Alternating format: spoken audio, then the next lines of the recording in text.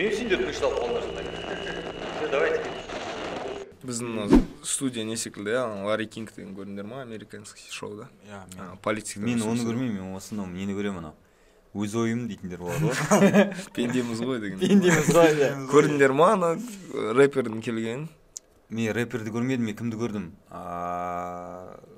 Бьюти-блогерді көрдім. Пендеміз қойды айтып отырсың ба? Ана бетіне көргенде мен отрывогын көрдім, бірақ сосын ол жігіттің инстаграмын тауып алдым да.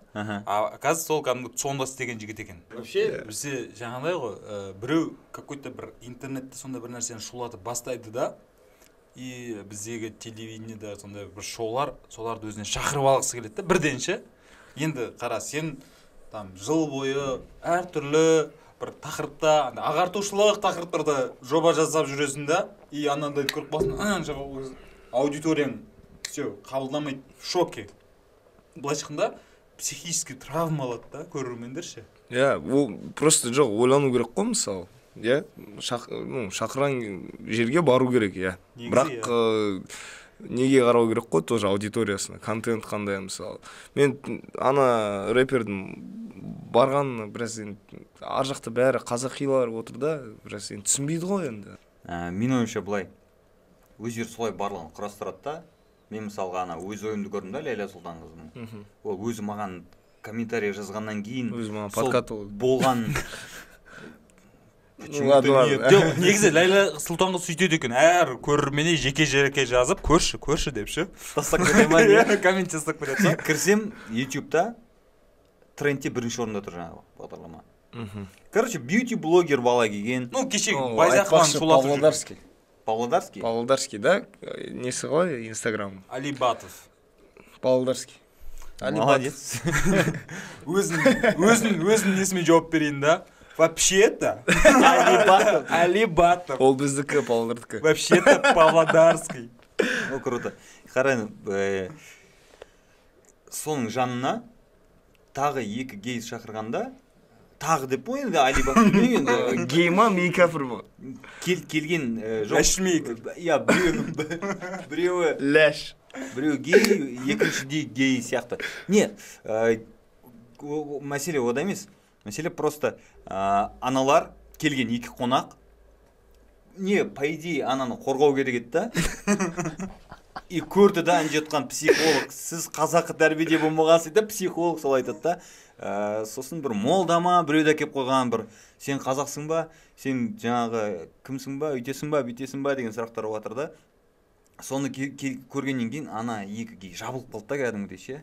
И анаған атаковать етіп отыр да, сен үйленесің ба? Сондай. В целом системасы былай ғой, екі жағадағы адамдарды, мысалға, екі жақтағы бір-бірімен таныстыру ғой, бір-бірімен таныстыру да. Таныстырмайды ғой, шағыстырады. Сосын Ләйланың өзі сөйлемейді. Өз ойымда Ләйланың өз ойы жоқ та. Ол жанында Алмас дейтін. Өз ойым деген ол Алмастың сөзі негізі. Жоқ, өз ойын ана Алмас арқылы жіберіп отырады да, танкше. Өйткені Ләйла популист та. Ол екі аудиторияға да ұнағысы келеді да. Сосын ана байқұсты пайдаланады да, ауда білім жоқ та, ол мейлі кәдімгідей фас десе кете береді да, ештеңеге қарамайды да. Сақал ұнайды ол. Сөйлесіп көр өзімен. Қалай өсірді? Жоқ, білуімше анау Алибатов деген гей емес. Просто мейлі болмаса да, бірақ ана екі гей қорғалмады да оны. Жоқ, негізі енді оларға мейкап жасамайды деді. Съемкадан кейін. Өздеріне жасап алады аналар. Жоқ, мысалы үшін қазір сондай болып бара жатыр ғой, любой телевизионный ток-шоуға, бір передачаға сондай бір ориентациясы басқаша, дене бітімі, түр әлпеті сәл неден басқалардан өзгешелеу адам шақырып алып, соған жабылу деген процесс кәдімгідей бір сонда тенденция жүріп жатыр. Біздің халықта негізі дұрыс қабылдамайды ол информация. Конечно. Біздікілер либо просто қарайды, оларға интересно, гей, қазақ гей, нихуя, кім ол? И сосын ана кім, Ләйла Сұлтанқызы, солардың бәрін даттайды ғой енді бәрін. Анау деп, аналарда комментарий, қай жерде тұрасың, анау деп. Мен бір нені көргем, өз ойым емес, кім жүргізді? Айнұр Тұрсынбаева. Айнұр Тұрсынбай бірдеңе жүргізе ма? Хабарда бір передача болды. Бір передача болған, трансвестит келген. Да. Иә, маған, мен шынын айтайын, маған қызық енді. Қазақтың жігіті трансвестит, мен көрмедім оны. Просто хотел узнать, қандай адам, неге олай жасады. Дым сөйлей алмай қалды, ар жақта вообще өзінің информация туралы бермеді. Ар жақта Айнұр Тұрсынбай бірден бастады. Мына жігіт осындай деді. Өз темешеуі кетті ма? Біраз кішкентай сюжет болды, өтірік. Жоқ, ол жерде көрермендер отырмайды. Айнұр Тұрсынбай жүргізетін бағдарламада. Иә, екеуі бетпе-бет отырып, мен өзім ойладым да, Айнұр енді біз кішкентай кезімізден ақын болып шығып жүрді ғой, айтысқа. Может, ана жігітті айтыстан көрген шығаршы. Болады ғой, танымал адамды көрсе, тілін жұтып қоятындар бар ғой.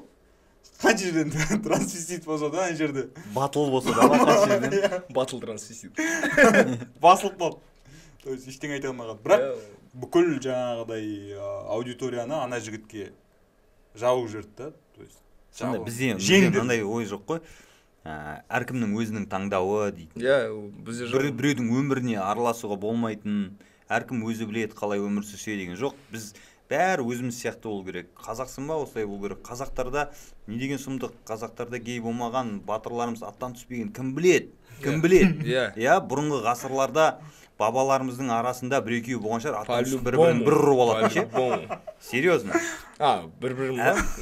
Нет, жаудырған олар.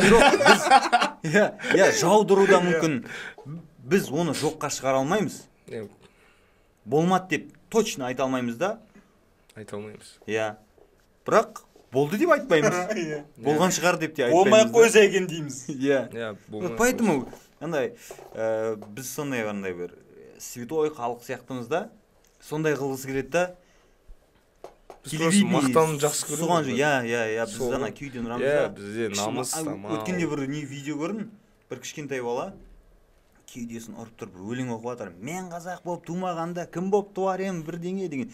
Әкімге мұрын болып кетіп бар. Не анау кішкентай кезінен ше мақтанатын нәрсе емес қой. Ол өзінің күшімен қазақ болған жоқ қой. Бір жұмыс істеп, сөйтіп все, сені қабылдаймыз өзіміз, сен қазақсың деп оған кәдімгідей пропуск беріп, ештеңе болған жоқ. Вот солай туылды. Ирландецтер де солай екен да. Оказывается, олар да біз ирландцы, анау, мынау деп, как будто өзінің бір еңбегі сияқты да сол.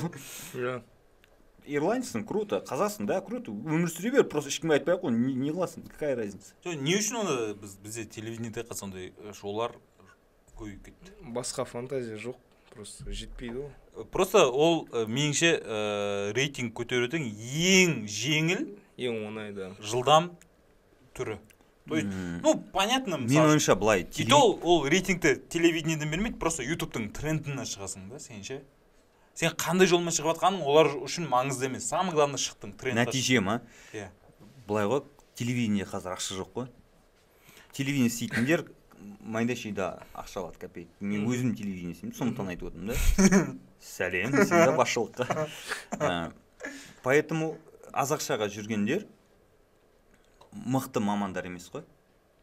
Кәдімгідей шарт ететін, міне мынаны істеу керекпіз. Бізге біздің ұлтымызға мынау керек, біздің халыққа мынау керек емес. Сол жүрген қарапайым нелер айдан айға әрең жетіп жүргенше кәдімгідей. Біз мысалы өзіміз айтамыз да, мысалы мына программа кімге қызық, бля, не мынау? Ауылдың адамдарына қызық, ауылдың адамдары ютубқа қалай кіреді сонда? Мен айтайын саған. Не болатыр деп. Просто ютубты ашады да, поиск деген бар ғой, сол жерге жазады просто. Қазақ гей деп жазады. И все шығады. Ютуб жазған па? Жазып бердің? Иә, таптымсың. Маған вообще гей деген құбылыс просто қызық та, қазақтардың ішінен. Мен мысалы, жасырмаймын, мен просто гомофобсың да? Мен гомофоб, мен жек көремін ондай. Бірақ мен мысалы ашық гей адаммен мен сөйлескім келеді, просто мен білгім келеді, қалай келген ол жаққа да. Мысалы діни тұрғыдан мысалы алған кезде бәрі айтады ғой, жын кіріп кетті деп. Мен адасып кеткен. Саған оның историясы қызық. Иә, маған просто қалай ол? Маған наоборот мынандай қызық. Чисто қазақ тілінде сөйлесетін гейлер ше. Орысша қоспай екеуі ше.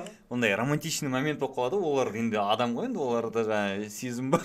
Сөйтіп бір-біріне қазақша бір жаңа сезімдерін білдірген ше, мне кажется, прикольно вообще.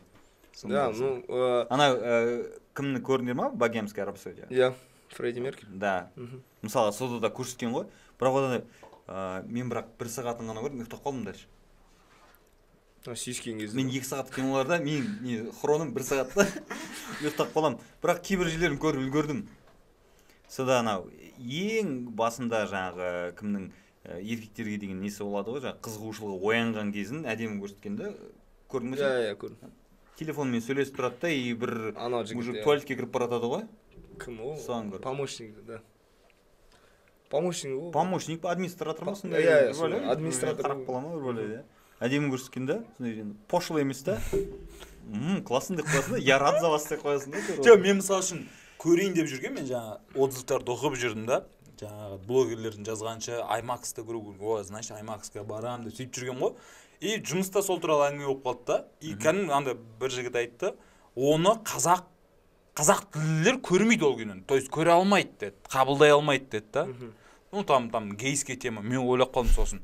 Там, значит, чересчур открыто, то есть жиіркенетіндей ма деп ойлап қалдым. Соны көргендерден сұрайын деп. Жоқ, просто мынандай сұрақ туындайды да, мысалы біздің кинотеатрларда, яғни Қазақстанда осындай фильмдерді көрсетіп жүр ғой енді. Значит, біздің халықтың сознаниясы жетті ғой оған. Значит, олар біледі, ондай құбылыс бар екен, гейлар бар екен. Бірақ сонда да отвергает мысалы. Жоқ, сен Алматыға қарап айтып жатсың. Мысалы, кім біледі Ақтауда қалай шығып жатқан кинотеатрдан халық ше? Адайлар ше, кәдімгі Ақтауда не көрсетіп жатсыңдар? Ёп, твою мать, Фредди қайда? Фредди іздеп. Біз әнші көруге келдік деп. Ақша шашамыз деп келгенбіз тойда қалай деп. Жоқ, мен студент кезде Шымкентте гей пайда болды деген, это уже жаңалық беді, әкім шақырып қабылдап па? Ол хайп қой ол. Жоқ, ешкім мысалы үшін ананы үйту керек, бүйту керек ұйымдастырмай, адамдар кәдімгідей өздері каждый басымен есептеп, шешім қабылдап, ұратын бар. Просто. Тағы не кино көріп отырсыңдар? Богемский рапсодия көрдік. Ральф 2 көрдім мен, жақында. Керемет туынды, керемет мультфильм. Дисней, как всегда. Стэн Ли бар айтпақшы. Мен мысалы үшін жылына бір 2-3 рет қана кино көретін адаммын да. Жаңа сен айтасың. Ито күтесің ба кинотеатрдан бітіп, нормальный качество интернетте шыққан. Ито предпоказға шақырса. Сен айтасың жаңа сенің хроның 1 сағат деп. А менде 40 минут. Ұйықтап қаласың ба? Жоқ, ұйықтамай мен. 40 минутта шақырама кинолар. Предпоказдар. Бля, 40 минутта мені тартпаса, Көсе шанс беріп отырмын, 40 минут беріп отырмын да оларға. Тұрып кетіп қаласың ба? Тұрып кетпеймін уже, сотқыш құлаймын уже. Басқа нәрсеге ойым ауысып кетеді. Предпоказдарда негізі көбісі ұялғаннан до конца отырады кино, нашар осы да. Иә. Бір-екі рет шығып кеттім. Ұялғаннан шапалақ ұрады соңында. Да Беркуттың киноларына сөйтіп ұрады деп естідім. Беркуттың киноларына ешкім шапалақ ұрмайды. Жоқ, ұялғаннан, шақырғанда. Батыровтың киносында да сөйткен. Батыровтың бетіне шапалақ ұрған дейді. Шыққан жоқ қой оның, шықты ма не? Шықты ғой. Ана былтырғы киносы. Немет? Лог, Инстаграм шықты? Любовь по наследству деген. Любовь по наследству? Емес па анау? Проявление емес па? Проявление нормальный. Мен көргем. Ол қызық по идее. Именно қазақша киноиндустрияда болады, бірақ бізде мысалы спецификтер даммағанда ондай қатты, именно ужастик жағын. Монтажерда енді жүрген көрді. Енді ана Жанель Мақажан дегендер солар түскен ғой. Кәдімгідей Жанель Мақажан түскен. Нормальный актриса түскен. Нормально отыграть еткен, просто ана спецификтерін дұрыс жасамады. А былай нормально, бірақ любовь по наследству енді пиздец. Говно. Сендер көрсеткен емес па анау бір дублін қайталайтын? Сол ма? Мен проявление сол екен деп жүрдім. Жоқ, ол любовь по наследству. Жоқ, ол оның киносы емес қой, ол по-моему тек актер. Жоқ, ол Батыров продюсер ме? Сондай бір нәрсе. Да? Да, оның атынан шыққан. Сосын Беркуттың логово деген фильмін көрген. Ну, это уже заранее было. Не көрдің оны? Білдің ғой просто заранее. Мен просто өзім жақсы көрем. По идее, ондай ебанутый бір туындыны ше. Бля, вообще жесть. Прям. Ёп, твою мать, ананы қарауға невозможно дейтіндер ше. Мен қараймын. Просто глупості көргім келіп отыр да. Бля, не мынау ёп твою мать дегенде. Нені көрмедің ба? Ұлы дала баласы ешқайсысын көрмедіңдер ма? Еркеннің киносын. Бару керек еді. Еркеннің көрдім. Көрдің ба? Қалай? Атмосферасы жақсы. Типаждар, да? Персонаждар. Жоқ, фильм жалпы атмосферасы, примерно погружение болады да, көріп отқан кезде сен сол кафешкеге реально барасың, сол жақта жүргендей боласың да. Шаконың несі ұнады маған? КВНде айтқан тычкасы ше. Тот самый КВНде. Ты когда-нибудь Ерке Есмахан без макияжа видел? Жоқ, мен мысалы үшін жаңа енді Төреғалиға қазір біраз не болып жатыр ғой. Типа единственный чувак, который полностью қазақша кино түсіріп, еще одан миллиондап ақша түсірген, то есть бір ай бойы ма ол неден түскен жоқ. Иә. Сеанстан түскен жоқ. Не болды деп. Ну, негізі олар еще той сияқты қылып берді ғой киноны кәдімгідей. Екінші стол деп қайтып кіргізіп. Антракт. Бір билет болады да. Жоқ, мысалы үшін менде мынандай ощущение болады да. Жаңа Төреғалидың Павлодардағы оқиғасы бар. Жаңа Эйр Астанамен самолеттің ішінде болған оқиға. Мне кажется, это отличная пиар-компания. То есть мен сондай нәрсеге сенгім келеді да, что потом где-то бір 2-3 жылдан кейін ананың құпиясы ашылатын сияқты да. Адамдар, негізі мынаның бәрі постанова болған, біз өзіміз осылай. Анау шалда постанова. Мен сондай нәрсе күткім келеді да. Нет, серьезно да, потому что, бір адаммен ондай нәрсе бола берген, это как-то... Бізде просто дамымаған ондай трэш-токинг деген тема бар ғой. Жұлдыздардың арасында мысалы, стендаперлардың арасында бар ондай. Жоқ, енді мен ойладым да, значит, мысалы үшін, анау несі Павлодарда оқиғасы концерттің алдында болды. Иә. 25 жасқа толған, айқай 25-ін. Киноның алдында жаңа Эйр Астанадағы тема болды да. Может, это такой заранее тонко запланированный бір сондай не шығар деп ше? Жоқ, может ол андай жол болмайтын бірге. Жауапкершілік арта бастайды ғой, күшейе бастайды, бір үлкен событие келе жатады ғой, сол кезде өзі қуа бастайды да, мысалы попадать етеді да. Немшет жүр. Примерно сондай болды. Менің ойымша просто вообще именно қазақша толық фильм, ол вообще свободная ниша. Да. Это идеально просто. Бізде еще біріншіден кинотеатрлар сенбейді оған. Иә. И кино түсіретін продюсерлер сенбейді. Иә. То есть, бұл жерде... Ақша беретін адам сенбейді. Да. То есть, продюсер табылады ғой, да. Төреғали такой бір сондай нәрсенің бір типа кішігірім болса да революция жасады, то типа қараңдар, вот где деньги деген сияқты. Дұрыс қой, иә. Көрсетіп берді да. Негізі в целом қазақтарда, сол қазақ тілді аудиторияда ақша бар деген көбісі сенбейді да. Иә. Хотя Төреғалида Қайрат Нұртас ол дамымаған, именно кинотеатрлар мен естуімше вообще государство қанша деді? 33% алып кете ма? Фильмнің сборына. Не государство, а кинотеатры. Кинотеатры. То есть 50 на 50. 50 на 50. Даже 50 на 50. Еще оның үстіне тағы бір 20% налог салған, 70% считай. И то продюсерлер алып шыға ма, алып шықпай ма ол фильмнен. Поэтому қазір хотя бы налогты алып тастаса екен деген ұсыныс жасап жатыр. Кім? Продюсерлер. Иә. Походу қазір өлең айтып содан бірақ фильм түсіру керек қой. Бәрі сөйтіп жүр. То есть, иә, бірінші... Короче, бірінші этап это той. Потом кино. Потом шал. Концерт. Через шал. Через шал. Аэропорт. Мен, короче, мына программа, өсек суатын программа ғой да, в общем. Иә, конечно. Сол. Өсек болғанда кәдімгідей. Под тему өсек ар намысына тиетін нелерден бөлек. Мен өзім көп сөйлей бермеймін өмірде. Осындай бір жерге келіп отырып былай әңгімелесесің, оны біреулер түсіреді, біреулер көрсетеді, көреді. Давай. Маған мысалы собеседникке байланысты, то есть. Бір жерге барсам мен вообще үндемей отыруым мүмкін. Таксиде ше. Таксиде вообще. Таксистер күшті ғой, әңгімелескісі келеді көбісі, иә. Таксистер отырғанда бірден ауа райынан заход болады бірден. Күн суып кетті я дегеннен түсінесің қазір әңгімелескісі келіп тұр. Үш түрі бар ғой, олардың үндемейтін. Постоянно сөйлесе беретін, короче. Өзінің бір нәрсесімен ше. Бля, вообще ни о чем. Сосын сдача жоқтар ма ше? Жоқ, сосын анау несі ше. Ремень застегни. Чисто предупреждение айтады ше. Вот здесь остановить? Да, здесь. Все хорошо. 200 теңге дайынсыз. Сондайлар сөйлейді. Болды. Бля, миды ашытады ғой таксист. Негізі біреуін әкеп қою керек. Олар политиканы шарит ше. Әкеп отырғызып қой, не істейміз біз, дамымай жатырмыз деп. Ешкім жасаған жоқ ғой, бір таксист хотя бы бір ток-шоу өз ойынға апарып. Олар еще шықпайды ғой ондай жерге. Олар еще бәрін түсінуге тырысады ғой таксистер, байқайсыңдар ма? Астанада немене деген YouTube канал бар тоже. Блин, ананы білмеймін мен қанша жерден андай жаңашылдыққа ашық адаммын, қабылдай алатын адаммын десем де вообще қабылдай алмадым. То есть такой просто мысалы адаптация бар вообще, рефрен деген бар да. Мысалы бір западный жақтан аласың ба, Россиядан аласың ба, бір контент мысалы. Немене деген ол Афония деген бір. Афониядан алған. Просто егер сен ұрласаң, ну вообще любой искусство ұрлаған ғой енді. Сен формасын ал, бірақ формасын ал, бірақ өзгертсейші енді біраз. Енді мен саған бір қызық айтайын. Ол неме деген канал, соның алдында ғана дін ислам болмаса дін тюб деген ба, діни уағыз YouTube канал еді да. Мен даже ол жігіттің, то есть оның істеген жігіттің білем да, ол Фейсбукқа жазды. Жігітпен бірге жұмада оқығам деп.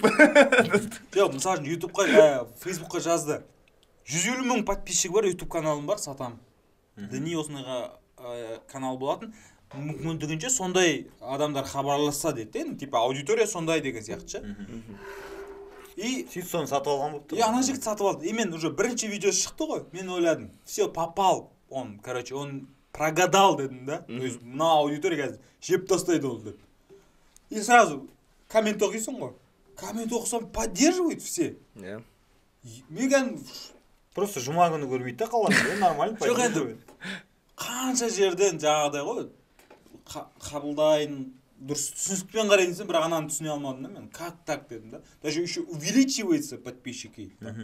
Просмотрлары жақсы ол жігіттер. Жоқ, постоянно трендте тоже соларды. Шыққан сайын трендте шығады. Потребительский, это тупо ржач.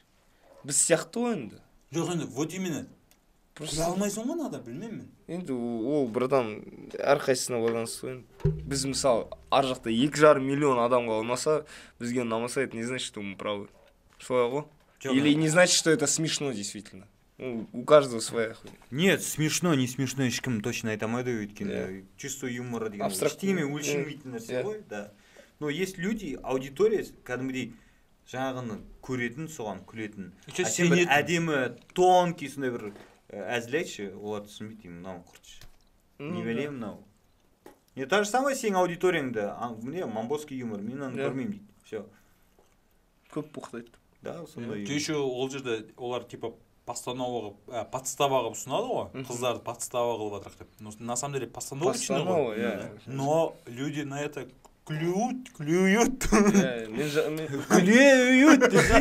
де ойлағам ғой подставлять етем онда, реально. Сосын бір инстаграмда бір жұлдыз бір қыз жүрген бір Астана неске бір. Зиконя деген ба?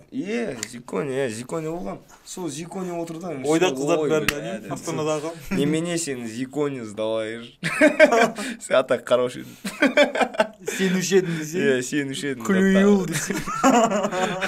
Жоқ, мен сіздерге айтайын, бір не бар, бір проект. Просто, мысалы, вообще настроением жоқ кезде ше. Бля, бір сценарием болмай жатыр ма, бір съемкада шашып отырмын. Қызбен ұрысып қалдым ба, вообще, короче. Мал болып отқан кезде «Понтовый казах» деген проектті қараңыздаршы. Мен просто вот уже андай болады ғой, мысалы, жердің астында, мысалы, там, ну, 7 хат қой, соның 8-ші хаты ғой, «Понтовый казах» деген тема. Бля, қараңыздар, короче, бәрін. Қазір мен ашып көрейін. Кәдімгі ютубовский проект, да ол? Ютубовский проект, ja. Пон деп атсам уже «Понтовый казах» деп шығып тұр ғой. Менде 3-ші болып шығып тұр. Просто, осы проект қой. Ну, қара. Подписчиктер 364 қана. А просмотр? Просмотр 28 мың. Оның 20 мыңы примерно менікі ғой. Мене ондай күндер көп болады десе. Мен часто страдаю. Люди не клюют. Кәдімгі обычный фотикке түсірген. Фотикке түсірген, жоқ, түсірген бала мен танимын. Шынболат деген жігіт. Өте былай способный, талантливый жігіт негізі. Бірақ андай хуйняны түсіргеннен кейін, бля, деп еба Шынбол. Бір қолмен амандасатын болдым ба? Мен түсіндім енді біреудің заказ деп ше. Анау енді тез түсірген ғой. Еще видеоның соңында жазып қойған. Это видео было сделано за 3 дня. Гордятся или извиняются? Я не знаю, вот предупреждают, хотя бы в начале. Или просто так. Да, или просто за 3 дня мы можем сдохнуть тоже там. Блядь. Ну, не знаю, не үшін жазамын, блядь. Комментарий тоже пиздец сол жақта. Дно пробито, деген, жігіттер, где взять лекарство для глаз, деген. Там все захейтили. Они еще отвечают на комментарии. Сам попробуй, деген. Иди сюда. Бізде сондай жақсы нәрсе бар ғой, біреу бірдеңе деп сынап жатса, өзің сондай болып ал, қолыңнан келме, істе деп ше. Бізде сол да жаман, по идее. Бля, не, қабылдай алмайды критиканы. Дұрыстап ше? Я, конечно. Просто хуйня түсірсең, оны хуйня деу керек в натуре. Да, нормально түсірсең, нормально деу керек. Мына жерін хуйня, бірақ негізі нормально. По-моему, ешқандай қазақ критика қабылдамайды. Менің ойымша. Я. Ондай бар, бірақ оны, мысал, есейген сайын ба, солай потом только понимаешь обо всем этом. Мысал. Бірақ есі дұрыс ақылды адам болса, именно в этой тусе двигается, ол по-любому қабылдау керек. Мысал, сіздердің, мысал, маған айтып отқандарыңыз, мысал, менің проектім туралы. Мен сіздерді мектеп кезімде барамын.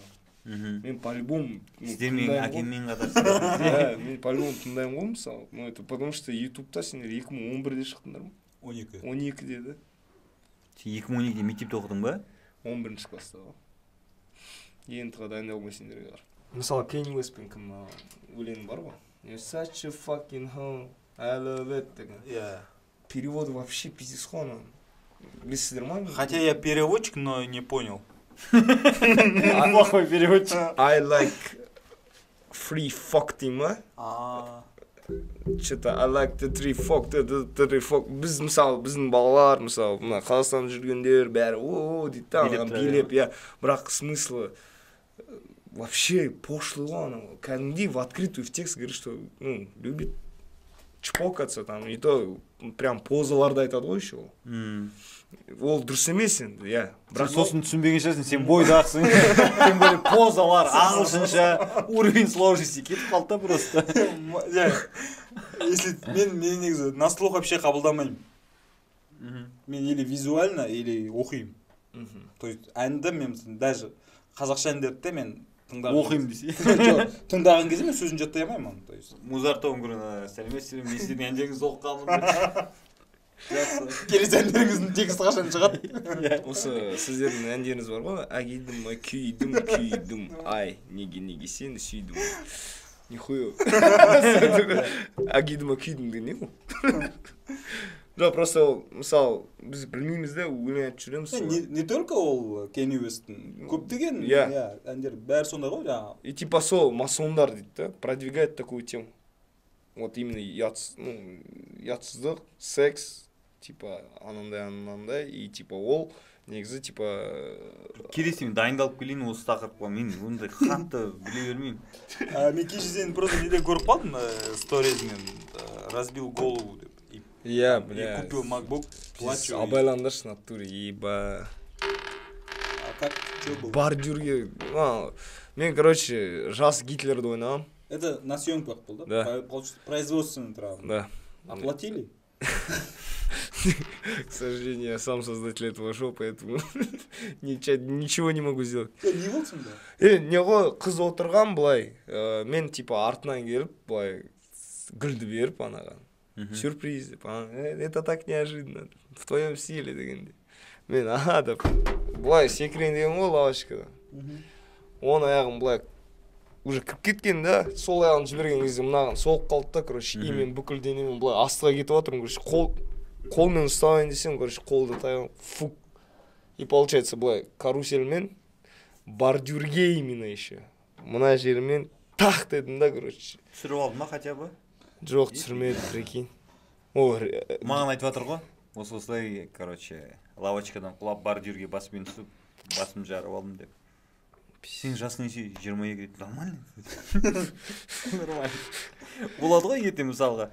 Айтып, өткен жері басым жарып алғанмын. Біреулердің оқиғасын естісем, не көрмеген дейді ғой мына адам ше.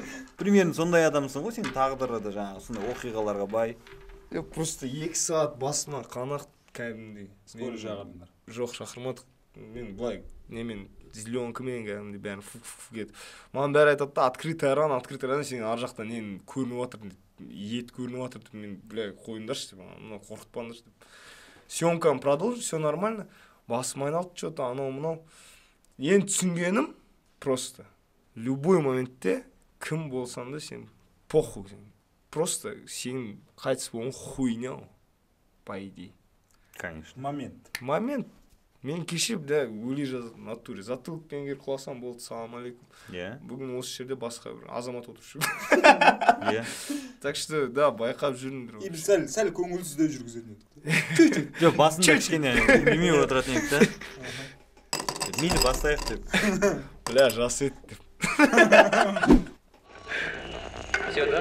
Все.